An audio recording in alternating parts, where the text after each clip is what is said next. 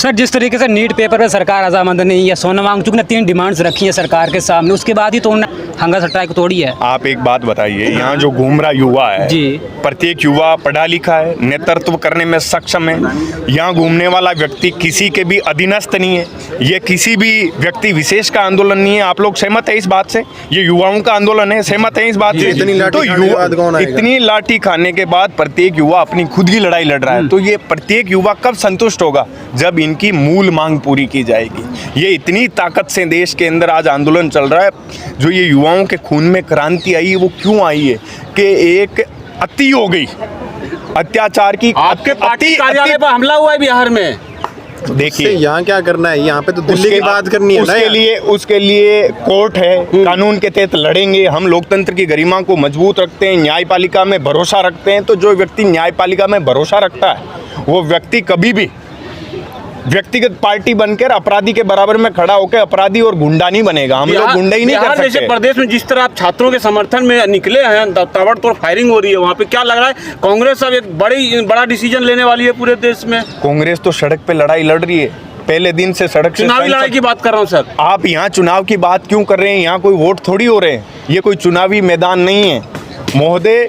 ये बात युवाओं के हौसलों को मजबूत करने का एक मैदान है। ये जो सड़क है ये संघर्ष की क्रांति का प्रतीक है। यहाँ हम सब लोग खड़े होके इन युवाओं के हक अधिकार की बात करेंगे, बिना गैर राजनीतिक बात यहाँ करेंगे तो उस बात का कतई ज्यादा अस्तित्व है। सवाल, जो गोली चलाई गई है जहानाबाद में, बहुत फायरिंग हुई है, क्या कहना है, क्या संदेश देंगे ऑफिसर्स को?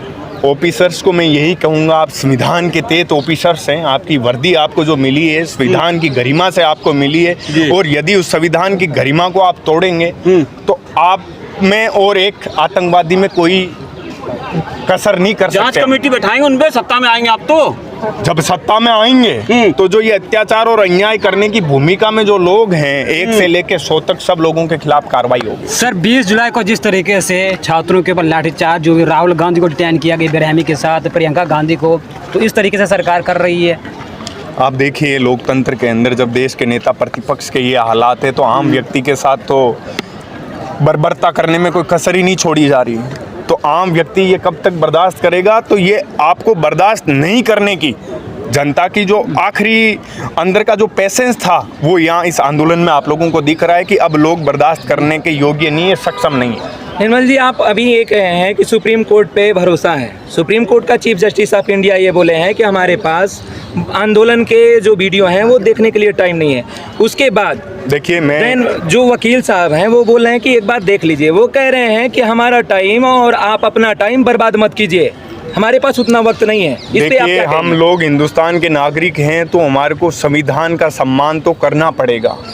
यदि कोई व्यक्ति विशेष अपराधी है तो उसके पीछे हम संविधान की गरिमा को खराब नहीं कर सकते, उस पर क्वेश्चन नहीं उठा सकते। वो तो आप लोगों के सामने सब कुछ लीक है। जब किसी पद पे योग्यता के अनुसार भर्ती नहीं होती है तो वहाँ क्या उम्मीद की जा सकती है? तो इसीलिए देश के अंदर इस सत्ता और सिस्टम के खिलाफ ये जो लड़ाई युवा लड़ रहे हैं, ये सड़क पे हम लोग सब देख रहे हैं। उन अत्याचारी प्रशासकों के खिलाफ ही तो आज हम सब लोग मिलकर सड़क पे लड़ रहे हैं। आप भी उनकी आवाज़ बुलंद कर रहे हो, हम सब भी उनकी आवाज़ बुलंद कर रहे हैं।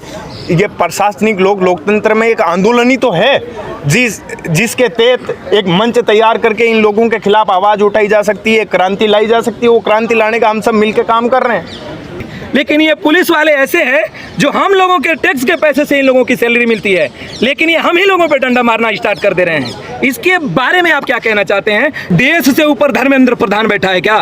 मोटा भाई अमित शाह को कहा जा रहा है कि मोटा भाई की अमित शाह की पुलिस युवाओं को उड़ा देगी, तो बम मरवा देना, काहे लिए भूखे मार रहे हैं हम लोगों को? अगर कोई खाना भी खिला रहा है युवाओं को तो ये बताया जा रहा है कि बाहर का फंडिंग का पैसा है। मोटा भाई जांच क्यों नहीं करवा रहा है दिल्ली में बैठ करके? देखिए आप जानते हैं, हम सब जानते हैं, ये सारे स्टूडेंट यहाँ जो आ रहे हैं ये गरीब मजदूर किसान परिवार के बच्चे हैं, और ये इनके पेट की, अपने माँ बाप की, उनके सुनहरे भविष्य की लड़ाई के लिए, अपनी आने वाली पीढ़ियों की मजबूती के लिए यहाँ सब लोग एक क्रांति के रूप में आए हैं। और अब हम सब लोग मिलकर ये लड़ाई लड़ रहे हैं। तो चाहे मोटा भाई आ जाए, चाहे छोटा भाई आ जाए, चाहे पतला भाई आ जाए, अब हम डट के लड़ेंगे और एक ऐसी क्रांति को रूप दिया जाएगा यहाँ से कि अब की बार हम झुकेंगे नहीं, कमज़ोर नहीं पड़ेंगे। जिस तरह से हमारे देश में हिंदू मुसलमान शमशान कब्रिस्तान धोती टीका टोपी जाति धर्म, आज ये हमारे देश के भाई अपने अपने हक और अधिकार को लेकर के आए हैं और आने वाले टाइम में जाति धर्म पर फिर बांट दिया जाएगा और इन युवाओं से उन्हीं का सत्ता बनाया जाएगा जो आज हम लोगों के ऊपर लाठी और डंडा मारा जा रहा है। इस क्रांति से एक चिंगारी उठेगी और उसको पूरा देश देखेगा कि किस तरीके से बदलाव की लहर आती है। हिंदुस्तान के लोग भावुक होते हैं, तो भावुकता में उनको कुछ समय के लिए गुमराह किया जा सकता है, उनको पागल बनाया जा सकता है, लेकिन जब वो समझ जाते हैं तो बड़ी डट के लड़ाई लड़ते हैं। ये हिंदुस्तान के सिपाहियों से सीमा पे आप सीख सकते हो, उनसे एक संदेश ले सकते हो कि जब तक हिंदुस्तान का फौजी बर्दाश्त करता है तब तक बर्दाश्त करता है, जब वो लड़ाई लड़ने पे आ जाता है तो नस्ते नाबूद कर देता है सामने वाले दुश्मन को। तो अब की बार ये लड़ाई आर पार की लड़ाई है और इस लड़ाई की ऐसी क्रांति की ताकत होगी कि सिंहासन पे बैठे लोगों से सिंहासन छीन लाएंगे। वो लोग ढूंढते फिरेंगे अपने लिए छिपने के लिए जगह।